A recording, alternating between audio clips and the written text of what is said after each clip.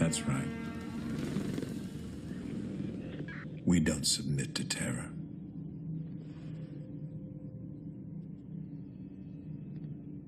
We make the terror.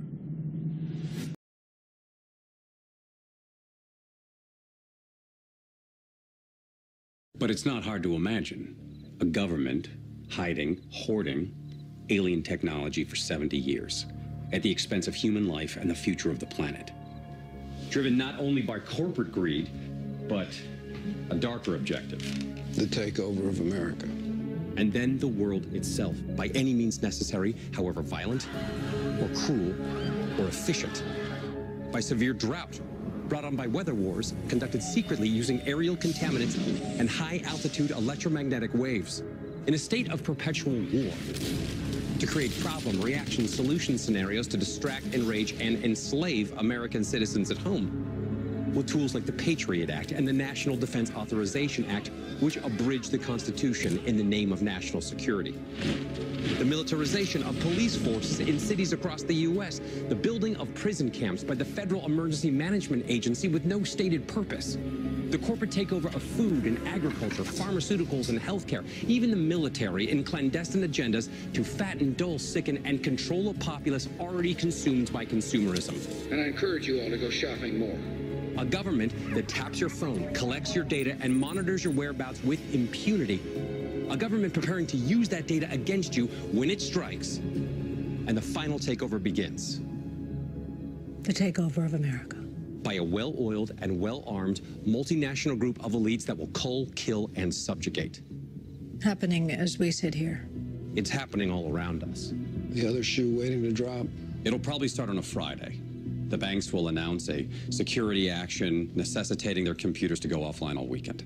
Digital money will disappear. They can just steal your money? Followed by the detonation of strategic electromagnetic pulse bombs to knock out major grids. What will seem like an attack on America by terrorists or Russia. Or a simulated alien invasion using alien replica vehicles that exist and are already in use. An alien invasion of the U.S. I went through the Pentagon 10 days after 9/11. I went downstairs, I was leaving the Pentagon, and an officer from the Joint Staff called me into his office and said, I want you to know, he said, sir, we're going to attack Iraq. And I said, why? He said, we don't know. He said, I said, well, did they tie Saddam to 9/11? He said, no. He said, but I guess they don't know what to do about terrorism, and so they think, but they can attack states, and they want to look strong, and so I guess they think if they take down a state, it will intimidate the terrorists. And, you know, it's like that old saying, he said, if the only tool you have is a hammer, then every problem has to be a nail. Well, I walked out of there pretty upset. And then we attacked Afghanistan. And then I came back to the Pentagon about 6 weeks later. I saw the same officer. I said, why haven't we attacked Iraq? We still going to attack Iraq? He said, oh, sir. He says, it's worse than that. He said, he pulled up a piece of paper off his desk. He said, I just got this memo from the Secretary of Defense's office. It says we're going to attack and destroy the governments in 7 countries in 5 years.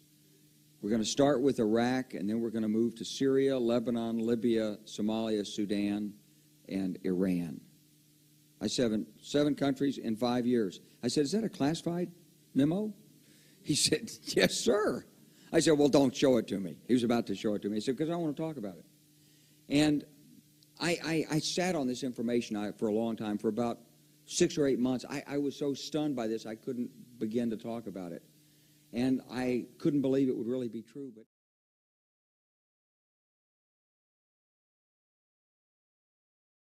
there has to be 2 things. There has to be a motive. If you don't have a motive, a reason for doing this, then you need to be highly suspect. You need to also look at who are the witnesses.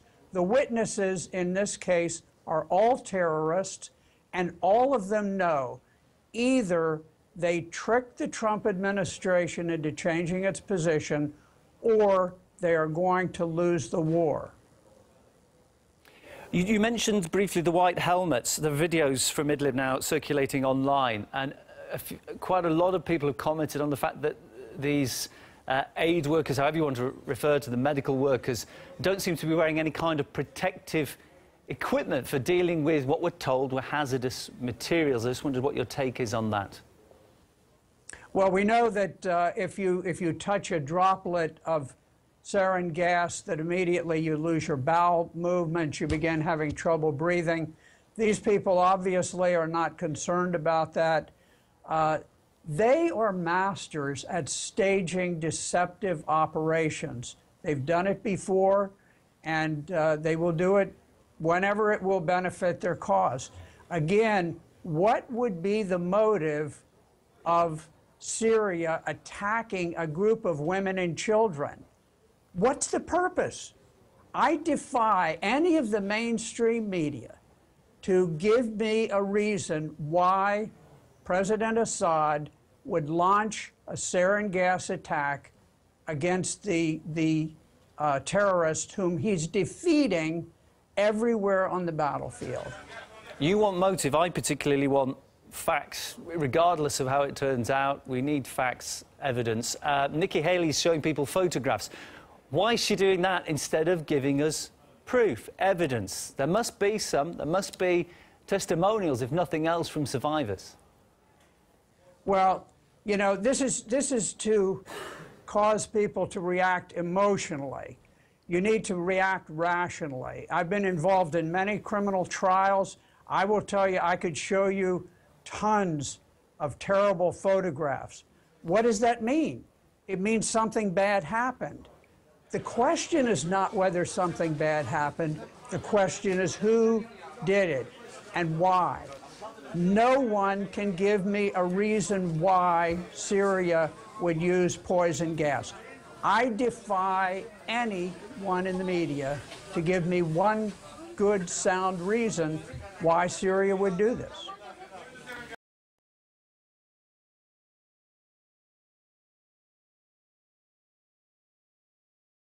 It's hard to know exactly what's happening in Syria right now. I'd like to know specifically how that release of chemical gas, if it did occur, and it looks like it did, how that occurred. Because frankly, I don't think Assad would have done that. It does not serve his interests. It would tend to draw us into that civil war even further. Who do you think is behind it? Who do you think is behind it? You know, you've got a war going on over there. Supposedly that airstrike was on an ammo dump. And so I don't know if it was released because there was gas stored in the ammo dump or not. That's plausible. I'm not saying that's what I think happened. But you're more inclined to believe the position of what Bashar al-Assad is saying and what the Russians are saying right now than more inclined to believe what even your colleagues here in the United States believe is truth, that this is Assad, and what human rights observers over there say is Assad? I don't think it would have served Assad's purposes to do a chemical attack on his people. So you know, it's hard for me to understand why he would do that if he did. Congressman Tom Massey, thanks for your time. We are hearing reports that the United States just raised their alert level to DEFCON 2, which is the next step to nuclear war, where armed forces are ready to deploy and engage in less than 6 hours. And as U.S. missiles are raining down on Syrian government forces, we are hearing reports that the United States warned China and Russia of this impending attack. This, of course, holds great significance since the Chinese government and Russian government have backed, supplied, and supported the Syrian government forces previously before. But now we are hearing conflicting reports from Russian sources saying that the United States didn't inform Russian military forces who were on the ground in Syria of this latest attack. We're hearing that Russia tried to shoot down these Tomahawk missiles with their missile defense systems that they set up in Syria, and reports indicating that at least one Russian pilot was killed and several Russian jets were destroyed by these U.S. missiles. We are getting confirming reports that Russian personnel were positioned at the base that the United States struck with Tomahawk missiles. Now, the exact information of casualties and collateral damage by these U.S. missiles missiles is still unknown, but we will find out in the near future. But what we do know for a fact is that last year, Vladimir Putin, the president of Russia, has declared that any attack on the Syrian government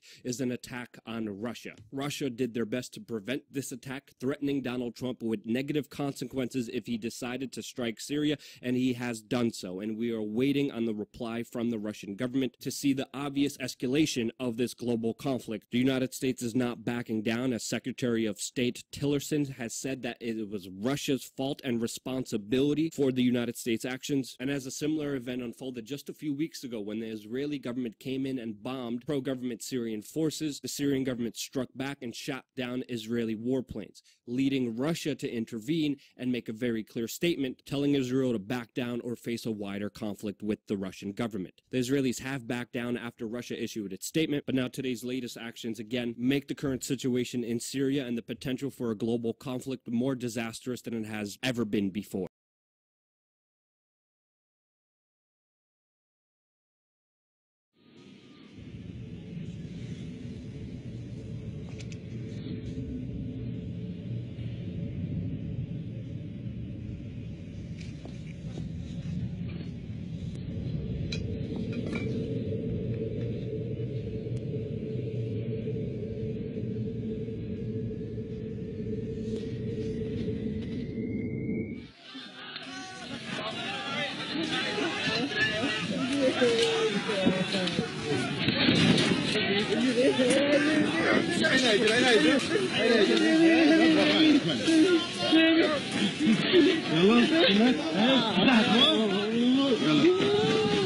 يلا